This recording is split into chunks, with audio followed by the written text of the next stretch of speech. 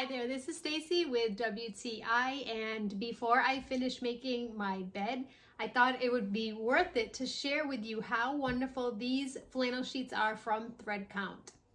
These sheets are the dark gray and they're 100% cotton. They are really nice feeling and they're not pilly at all. So they're a nice brushed flannel. They are nice and oversized, so they go around all of the edges of my bed.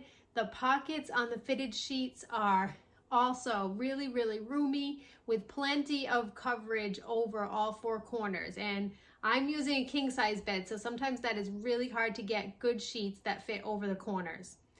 I love the dark color and the warm feeling of them. I also really like that as soon as I took them out of the package, there's no chemical smell. So obviously these were well made in a place that did not use chemicals.